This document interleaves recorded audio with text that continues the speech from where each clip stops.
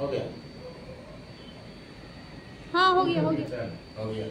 आज हम आपको सिखाएंगे एनरूट फेलियर्स और ट्रबल शूटिंग के बारे में। तो en route failures non AC coach और एसी कोच के बारे में आप लोगों को सिखाएंगे, और माइक्रो कंट्रोलर का कैसे आपको, मान लीजिए माइक्रो कंट्रोलर खराब हो गया तो बाईपास कैसे करना है।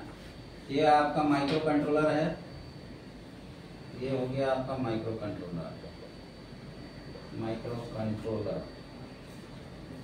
यहाँ आपका जो है दो रहता है डीसी का, है ना। यहाँ पर जो है आपका 110 वोल्ट डीसी आती है माइक्रो कंट्रोलर के अंदर, और यहाँ आपका 302 नंबर का एक X302 है। यहाँ पर पहला वाला जो तार होता है वो कॉमन का होता है, दूसरा CD1 का होता है, तीसरा CD2 का, चौथा कंप्रेसर 1 का, पांचवा कंप्रेसर 2 का, और उसके बाद हीटर का।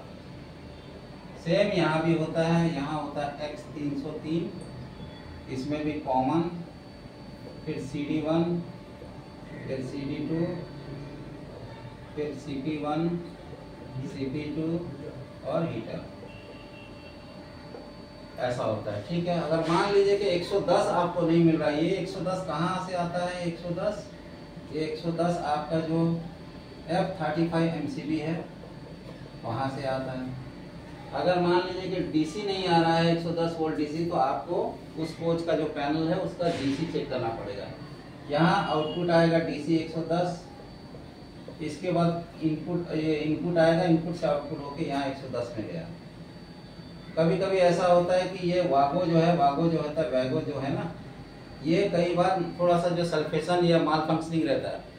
अगर मान लीजिए कि आपको वैगो में सप्लाई नहीं मिल रहा है या डीसी ये ऑन नहीं हो रहा है, तो ये वागो को आप खोल लीजिए, थोड़ा खोल के थोड़ा सा साफ कीजिए, फिर से लगा दीजिए, तो आपका 110 वोल्ट आ जाएगा। अगर यहाँ 110 वोल्ट आपको मीटर में मिल रहा है, तो आपको यहाँ नहीं मिल रहा है, तो ये वैगो खोल के थोड़ा सा साफ कीजिए, साफ करके फिर से लगा दीजिएगा, तो तब देखिए आपका ये सिस्टम ऑन हो जाएगा। इंडिकेशन यहाँ पर कंट्रोलर ओके करके दिखाएगा, कंट्रोलर ओके। और ये 415 वोल्ट अगर कंट्रोलर ओके है, इसका मतलब इसकी सप्लाई कहाँ से आती है? 415 जो है वो एक आप देखे होंगे MMR लगा हुआ है, जिसका नंबर है K45। ये K45 से इसका 415 वोल्ट सप्लाई यहाँ आता है। ठीक है। कंट्रोलर ओके जो दिखाएगा 415 ओके, 415 ओके मतलब आपका 3 फेस लाइन जो है वो ओके है। ये MMR के थ्रू आएगा, जो सप्लाई आ रही है पहले MMR में आएगा 415 वोल्ट AC, और उसके बाद MMR से ये जो है आप माइक्रो कंट्रोलर में आएगा। ठीक है। तो ये 415 ओके दिखाएगा। अगर मान लीजिए कि MMR, अगर मान लीजिए सप्लाई ज्यादा आ रहा है 450 आ रहा, 60 आ रहा, तो ये MMR जो है यहाँ जब ऑन रहेगा तो ग्रीन दिखाएगा, और अगर वो नहीं सप्लाई आगे बढ़ा रहा है तो रेड दिखाएगा। ठीक है। रेड इंडिकेशन आएगा वहां पे। इसका मतलब है जो आपकी 415 वोल्ट की सप्लाई वो प्रॉपर नहीं आ रही है, इसीलिए वो आ नहीं जा रहा है। अब आपको रास्ते में मान लीजिए कि ये माइक्रो कंट्रोलर ही खराब हो गया, तो आपको अगर बाईपास करना है, अब भैया आपको AC बाईपास करना है ना, ब्लोअर चलाना है, कंप्रेसर, ब्लोअर तो चलता रहेगा, लेकिन आपको कंडेंसर कंप्रेसर चलाना है, तो आपको क्या करना है? यहाँ एक तार लीजिए, ठीक है, पहला में लगाइए, फिर लूप लगाइए, फिर लूप लगाइए, फिर लूप लगाइए, समझिए। ये कॉमन है, कॉमन से आपको लूप लगाना है यहाँ पे, फिर दूसरा, तीसरा, चौथा, तब क्या हो जाएगा? वो बाईपास हो जाएगा। सेम कंडीशन दूसरे तरफ का भी कॉमन से ले लिए, लूप लूप लूप लूप, चारों को लूपिंग कर दिए, चारों को लूपिंग कर दीजिए, आपका सारा सिस्टम ऑन हो जाएगा, कंडेंसर कंप्रेसर सब ऑन हो जाएगा। इस तरीके से लूपिंग करना है। ठीक है। ऐसा लूप करना है। कौन सा वाला? X302 और X303, उसमें कॉमन है, कॉमन को लेके CD1 CD2 कंप्रेसर और कंप्रेसर 2 में पूरा जो है आपको कर लेना है, तो आपका सिस्टम जो है हो जाएगा। ठीक है।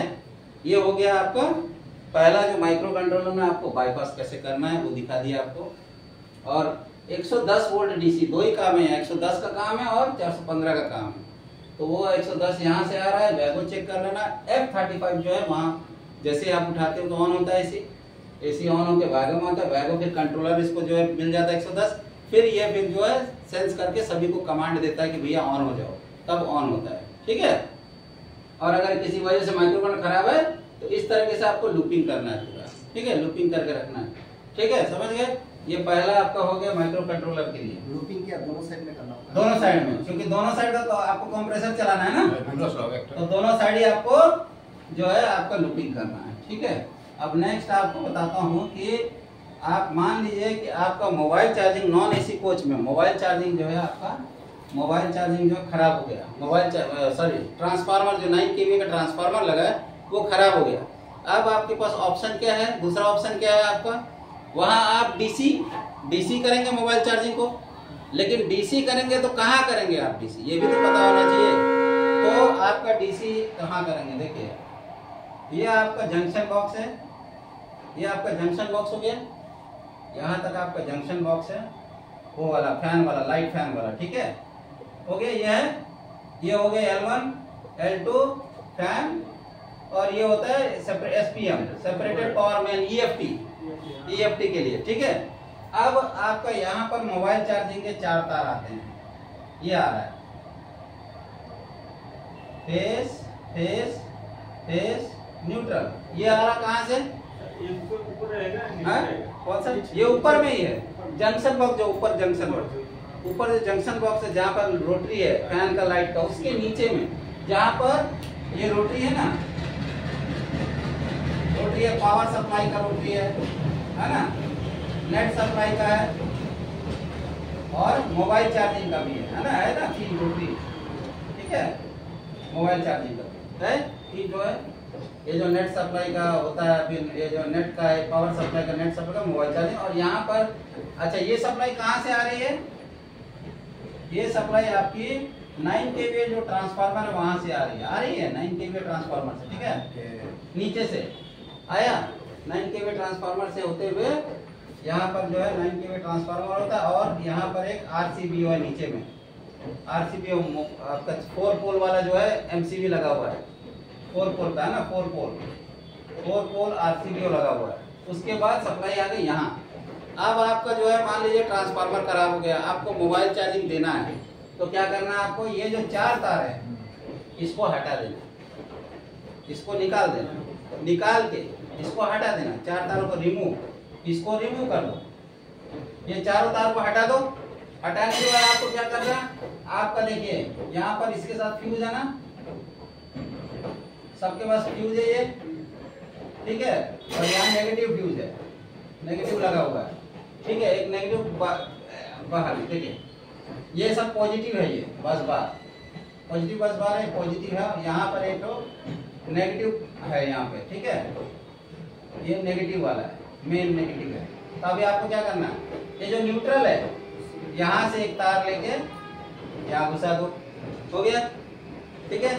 तो आपको न्यूट्रल मिल गया, नेगेटिव मिल गया मोबाइल, और यहाँ से एक तार लेके कहीं भी एक लगा लो, किसी फ्यूज में लगा लो, फ्यूज में लगा के लेके आके पहले वाले में घुसा दो, पहले वाले घुसा दिया, और 2 लूप लेके रखो अपने पास, छोटा छोटा टुकड़ा, जैसे आप 44 46 को जो शॉर्ट करते हैं, बस उसको लेके यहाँ से यहाँ लगाओ, यहाँ से यहाँ लगाओ, तब क्या हो जाएगा, पूरा कोच में मोबाइल चार्जिंग पहुंच जाएगा, ठीक है। सिंपल फंडा, ठीक है, सिंपल फंडा है, आराम से आपको कुछ नहीं करना है, बस आराम से जो है लगा देना, खत्म। तो आपकी मोबाइल चार्जिंग पूरे कोच में डीसी हो जाएगी। इमरजेंसी के लिए आप आराम से, नो कंप्लेन, रेल मदद की कंप्लेन आपकी नहीं आएगी, ठीक है, बचाने के लिए ये करना है, ठीक है।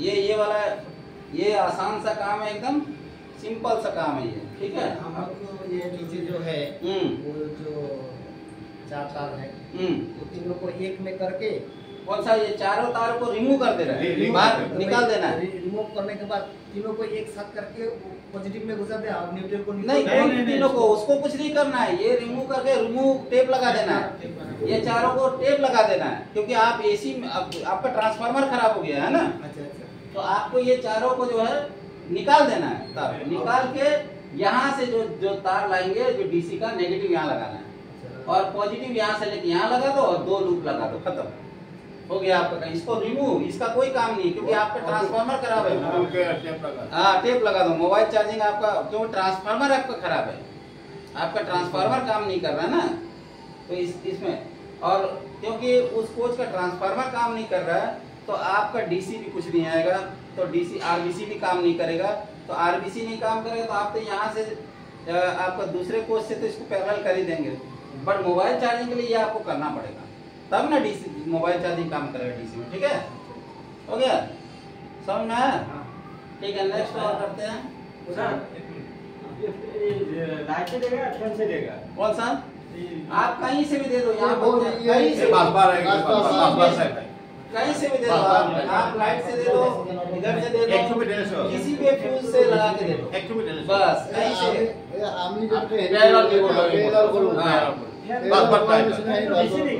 आप फैन डीसी है, फैन भी डीसी है, लाइट भी डीसी है। ठीक है, टीएल को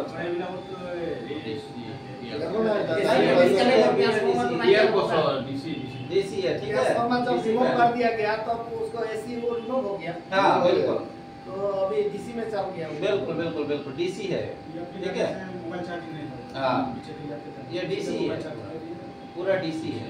डीसी लगा दिया, आपका मोबाइल चार्जिंग डीसी में आराम से आप यहाँ तक पहुँच जाओगे। गाड़ी उसके बाद डैमेज करेंगे, जो करेंगे वो उनकी बात। क्या डीसी में मोबाइल खराब होता है? हाँ मोबाइल खराब होता है क्या? मोबाइल थोड़ा सा डिफरेंस है, फर्क पड़ता है क्योंकि एसी में एडेप्टर के साथ आता है और यहाँ डायरेक्ट आपके करंट आती है, तो थोड़ा काम चलेगा। लेकिन वो हमारे कंसर्न नहीं है, क्योंकि उस समय आपकी इमरजेंसी क्या है, काम चलाना है। भैया रेल मदद को बचाना है। ठीक है ना, तो वो हमारा कंसर्न है। तो समझ गए। एक और चीज और बताता हूँ, और एक तो आपको बाईपास करना कुछ बता रहे हैं। ये दो चीज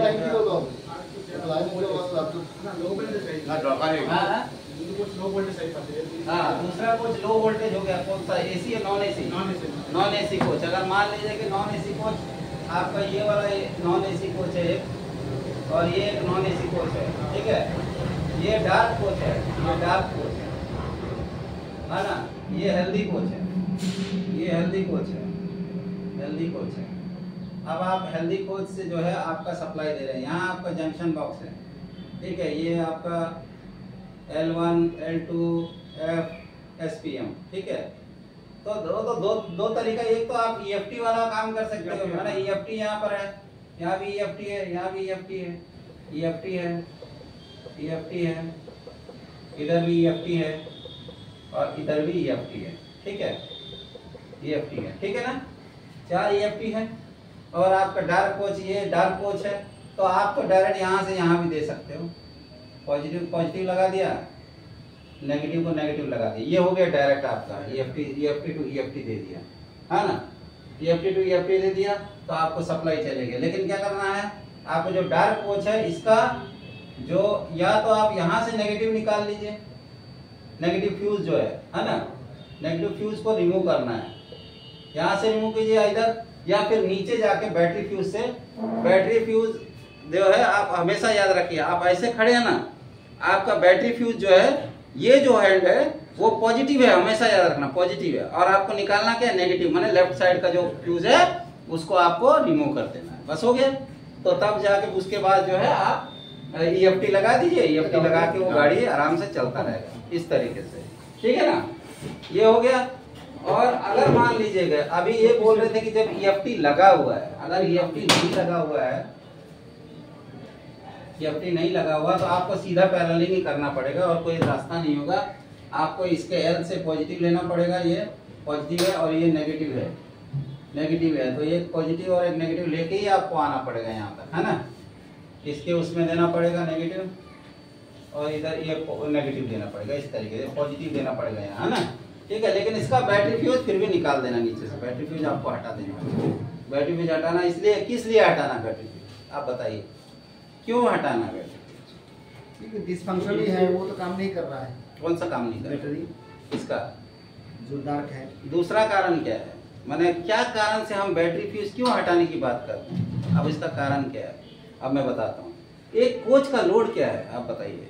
एक ये जो कोच है इसका लोड कितना है, इसका लोड है लगभग 11 एम्पियर। ठीक है, आपने एक और कोच जोड़ दिया, कितना हो गया, 22 हो गया। कितना हो गया, ठीक है, आपने एक और कोच जोड़ दिया, 22 हो गया। फिर बैटरी को भी चार्ज करेंगे, पहले आप इसकी बैटरी को तो चार्ज ही कर रहे हैं, इसका बैटरी चार्ज कर रहे हैं, लगभग 4 एम्पियर और खा रहा है। कितना हो गया, 26।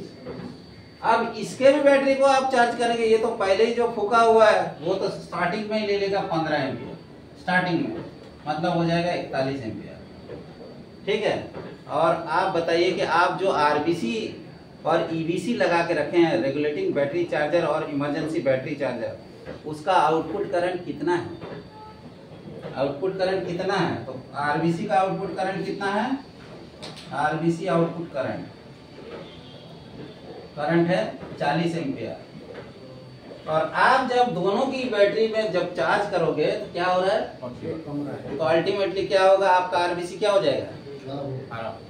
जो हेल्दी कोच है वो भी, इसीलिए आपको क्या करना है? बैटरी को निकालना है। और अगर मान लीजिए कि उसी कोच का आरबीसी काम नहीं कर रहा है और आपका ईबीसी काम कर रहा है, तो ईबीसी का जो आउटपुट करंट क्या है? सिर्फ 22 एम्पियर। इसका मतलब आप समझ रहे हो? 22 एम्पियर मतलब इन दोनों कोच का ही लोड ढंग से ले नहीं पा रहा है, तो आप उस पे बैटरी का क्या लोड डालोगे? ठीक है ना? तो इसीलिए आपको बैटरी फ्यूज निकालना बहुत जरूरी है। ये पॉइंट है, कंसर्न है। ठीक है, समझ गए? ये पैरेललिंग मतलब जो पावर जंक्शन बॉक्स को positive negative negative to negative box, खाली ये नेगेटिव वाला फ्यूज जो है वो निकाल, हाँ डार्क वाला खोलना पड़ेगा ना, बैटरी डार्क वाला का या तो बैटरी फ्यूज निकाल दीजिए या फिर ऊपर से भी निकाल सकते हैं, दोनों में से कोई भी एक काम आप कर लीजिए।